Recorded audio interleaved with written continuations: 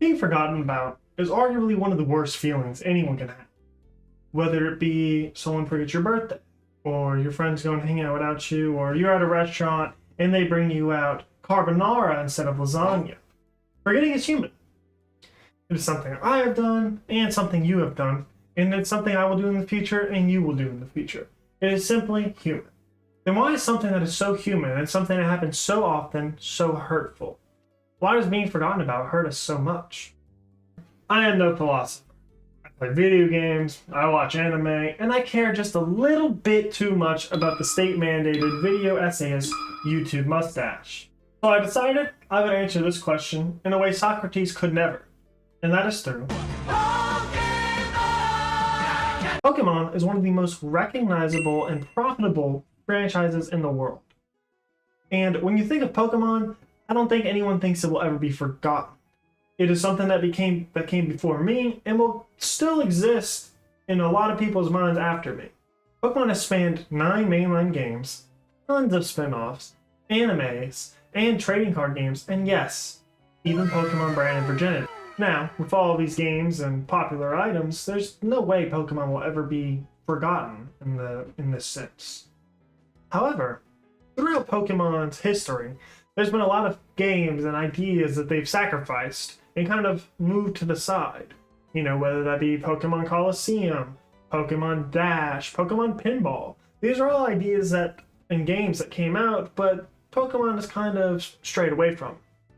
And that leads me to talking about probably my favorite Pokemon spin-off series, Pokémon Rangers.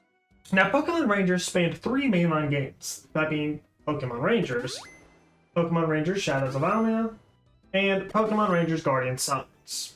All 3 of these games came out from 2006 to 2010 within a relatively short period. I mean, you were pumping out almost a game every year, it seemed like. A Pokémon Ranger, for those who don't know, is responsible for ensuring that people and Pokémon and their environment are kept safe and preserved. Now, instead of capturing Pokémon in Pokéballs like you do in every other Pokémon game, this game focused mainly on utilizing the DS's touchscreen to allow you to capture Pokémon.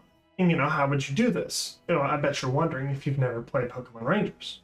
The way you would capture Pokémon is actually quite simple. You would take your stylus or your finger and just...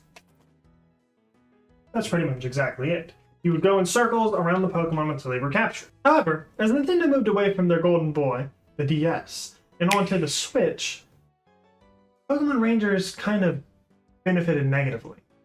Now, as you heard me mention earlier, Pokémon Rangers only had a stint from 2006 to 2010. And this was obviously way before the Switch was ever even introduced. We're talking even before the Wii U. And that's mainly due to the sales. The first 2 games did reasonably well, nothing you would consider a major success, but the 3rd game really was kind of putting the brakes on the series. And so, with falling sales and a method that was kind of getting out of fashion, Nintendo forgot about Pokémon Rangers. Now, over 14 years later, with the hindsight I have now and the knowledge I've gained about the series, I can kind of agree with a lot of other people that I don't think Rangers will ever come back. At least in the format that we've seen it.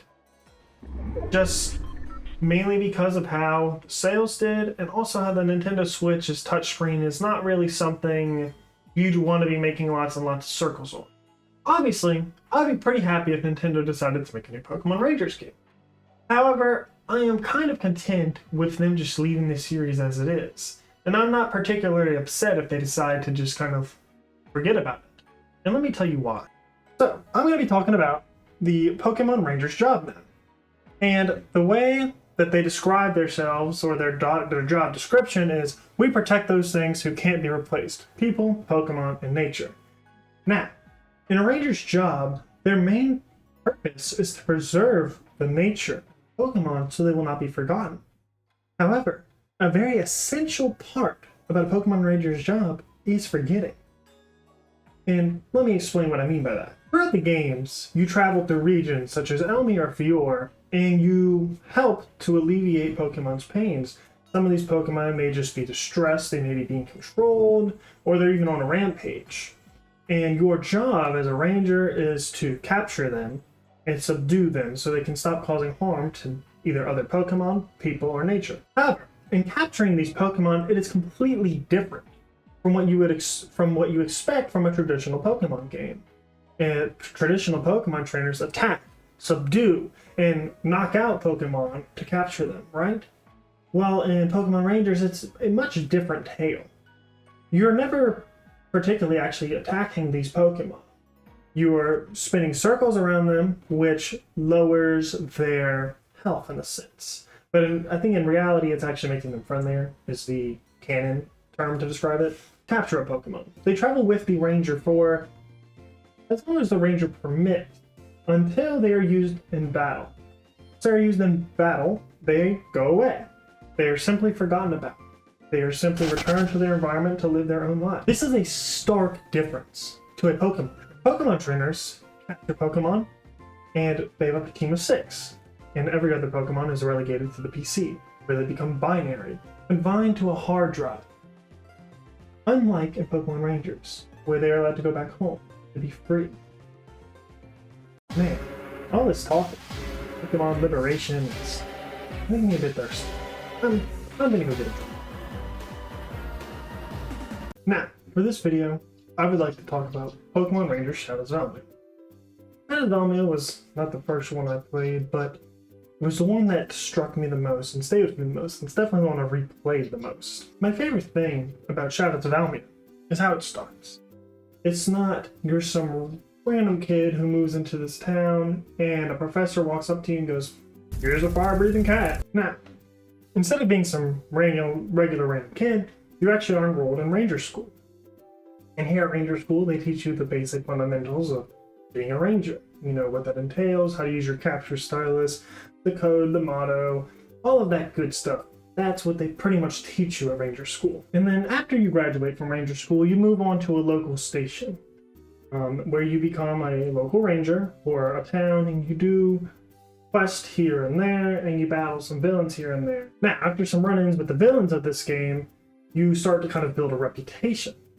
And after one big kind of quest you do, you actually get an invitation from the top 10 Ranger Association. And, you know, this is the big leagues. You get invited as the 10th Ranger. I'm pretty sure you get invited as the 10th Ranger. And you are now doing much more important quests. You're not doing a lot of run-of-the-mill stuff. You're a top ranger. You've got responsibilities, and big ones at that. As you go through this journey, you form memories with Pokemon, with people, and you never truly leave a physical mark of your existence. Sure, you're a top 10 ranger, but your name is never written in fame. You never earn badges that signify how great of a trainer you are. You simply are doing your job. You're preserving, protecting, and doing what's needed of you. The thing is, you will be forgotten, whether that is through deleting your save data or just forgetting to play.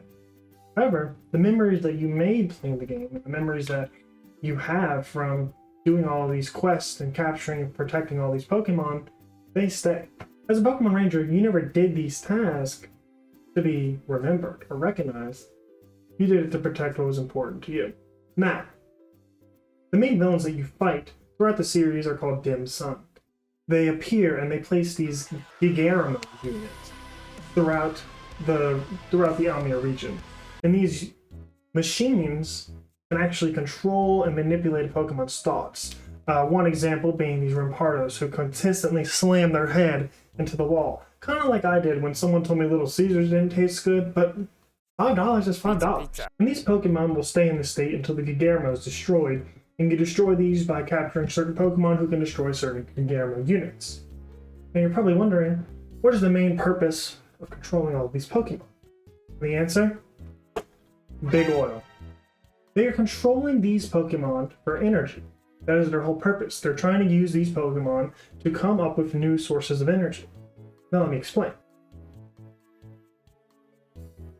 Controlled by an oil company called Ultra Inc., or in Japanese called the Japanese Angel Corporation. The president of Ultra Inc. is Blake Hall. Now, as the oil fields in Almia started to dry up, Blake Hall's father, Brighton Hall, decided that they needed to find a new way to supply Almia with energy.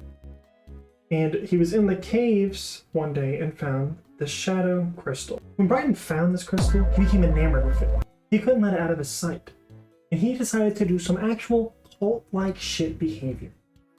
He decided to take his son, whose name was Wyatt Hall, and decided to bring him to the crystal, where he changed his name to Blake Hall. I know what you're probably wondering, okay, what's the significance there? Let me explain. Hey y'all, so I've been tasked with explaining to you the difference between a black hole and a white hole. I know what you're wondering. We all know what a black hole is, right? It's something that takes in everything and kind of absorbs it into itself. And a white hole, you might have just thought of some white asshole. Now, a black hole takes in everything, as I mentioned, and absorbs it, its mass, and uses it to create energy. And a white hole is actually completely different. Or when I say that, is the complete opposite. It pushes out everything that it has absorbed, and it releases it back to where it, came from. However, a white hole is the opposite. It allows nothing to come into it, and instead theoretically could release mass back into the world, taking nothing in and returning something. However, it is also hypothesized that supermassive black holes could theoretically create white holes with the amount of energy that they absorb in turn letting it release it out. Now, first of all, thank you, Professor. Now, I bet you're wondering, how the hell does any of this physics bullshit relate to Pokemon? Let me explain. Wyatt Hall originally is put in a position where he could use his money, his family's influence, to create a new sustainable form of energy, or find a method of gathering and creating energy that was not harmful to people or Pokemon. However, when he is introduced to the Shadow Crystal and his name is changed to Blake Hall, he becomes the opposite. Instead of giving back out with what he already has, he decides to absorb what he has. He does this by creating an evil organization that he backs with his own money, using them to meticulously create horrible events throughout the Almia region, resulting in energy for himself and his company, all for the benefit of who? Himself. As you go throughout the game, you realize that the Shadow Crystal is actually Darkrai. And the main purpose of the Shadow Crystal and Blake's intention is to summon Darkrai to create an endless amount of energy. And once you calm Darkrai, once you capture Darkrai at the end of the game, Blake Hall is returned to his normal self. He's no longer enamored with this crystal. He's no longer this super evil man. He sees the error of his ways. He sees what he's done wrong. And kind of returns himself to Wyatt Hall, to being a white hole. And this is what makes Blake Hall such an interesting villain to me in the Pokemon series. In Ruby and Sapphire, instead of trying to create more land or more water, or in Pokemon Diamond and Pearl, where Cyrus is trying to create a new dimension, Blake Hall is doing something that is prevalent in our own world, in our own politics, in our own lives. He's trying to create energy, albeit not in a sustainable or friendly way. He's trying to find a way to create energy by exploiting Pokemon. But that could never happen in our world, right? Like, there could never be one or two people exploiting a bunch of other people for their own personal gain, right? That just couldn't happen. Now, unlike Wyatt Hall or Blake Hall, whatever you decide to call him, you as the trainer are in an interesting spot. I think throughout the series, throughout the game, you are in an altering state between the two. At times, you're capturing Pokemon, bringing them into you to use them for battle, to use them to defeat Gigaramos. And when you release them back into the wild, you are like a white hole, where you release it, letting it go back where this energy came from. These Pokemon are not yours. They're animals. They deserve to be free. They deserve to live in their own habitats. They don't deserve to have their habitats ruined in the case for just more energy. They offer assistance to you, but then leave. returning to their own homes, forgetting about you. If you show up to capture them again, like they wave hello and give you a bisc off, they battle you. Because they have forgotten your relationship. Now, there is one exception to this rule that I haven't talked about. And that is partner Pokemon. Partner Pokemon are special. They're unique. You obtain them through doing specific side quests where you build an emotional bond with a specific Pokemon. And I think what's really interesting about the way that Pokemon Shadows of Almia does this is it's not that these Pokemon are mythical, that they're rare, that they're strong. They're neither of those. Instead, they're commonplace Pokemon. Normal Pokemon you would see in the wild. Pokemon like Snorlax, Earthquake, Croagunk, Pachirisu. These are all normal Pokemon. Now, this kind of brings me back in to real life. We're shown mythical, legendary, or rare people from social media, through movies, through YouTube videos. People who seem so out of reach, and we form these parasocial relationships with them. These people who we all remember, but to them, we're never even a thought. They can't even forget us because they never knew us. And that's what I think is so interesting about the partner Pokemon mechanic in Shadows of Almia. These are ordinary Pokemon. Pokemon that you could see every day. And the most important thing is that they're in your corner no matter what. They stay with you after every battle, after every use. They don't go back. They are there to help you. So instead of trying to form these parasocial relationships, we should focus on the ordinary people in our lives. And when I say ordinary, obviously I don't mean that these people are copy and print people that you can find anywhere. These are important, special people to you. They just happen to not be celebrities who build a brand off of not actually conversing their real thoughts, real opinions to you. And that's why it's important to have ordinary people in your circle. And the thing about these rare or mythical people that makes them stand out is that they found their type. They found their Pokemon type. And it's so cringe saying that out loud, my god. But it means you just need to find your type. Find your skill, find your interest, find your hobby. And you don't obviously have to display that to everyone. You don't have to show everyone what type you are. But I think it can help us better formulate ourselves and help us not forget about the things that we like to do in our life. And now, that brings me to this conclusion. You know, one reason I'm pretty okay with there never being another Rangers is because I am sure Nintendo would find a wonderful way to mess it up.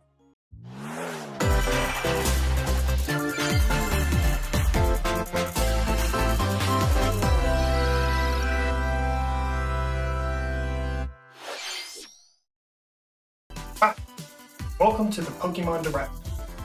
Today, we're going to be announcing something special. Something that fans have been waiting for years. Introducing Pokémon Rangers Freaks of Almia. For this game, we've decided to get rid of the traditional circling to capture Pokemon. Instead, we've come up with something completely different. Now, let me show you.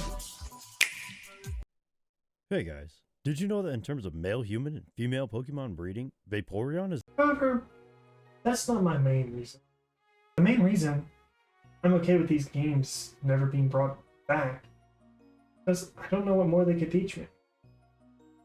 They've already taught me that I do not need to fear being forgotten.